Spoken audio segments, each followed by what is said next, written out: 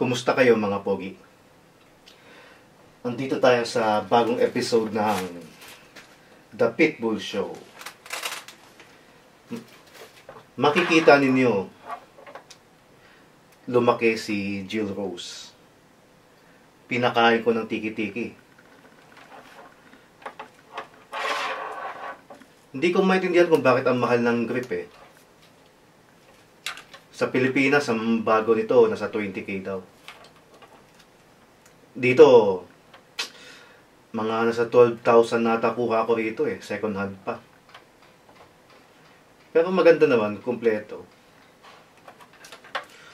Hindi ko nga makita kung anong pinagkaiba niya sa MBD11 eh. Pareho lang naman pakiramdam. Ganun din naman. Siguro, mas maganda goma, pero hindi rin eh. Pareho rin talaga. Gusto lang talaga tayo tagain ni Nikon. Gago talaga. Ito naman yung kanyang box. Kung ano yung meron sa MBD11, ganoon din yung sa MBD12.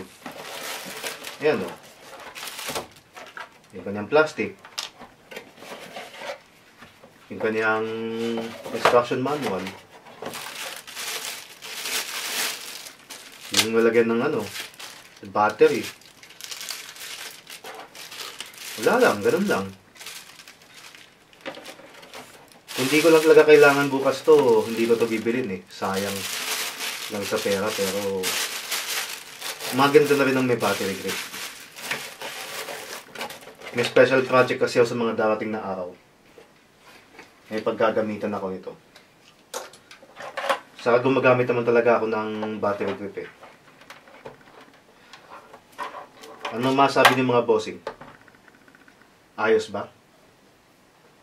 Laki na ng baby ko. Tiki-tiki for baby.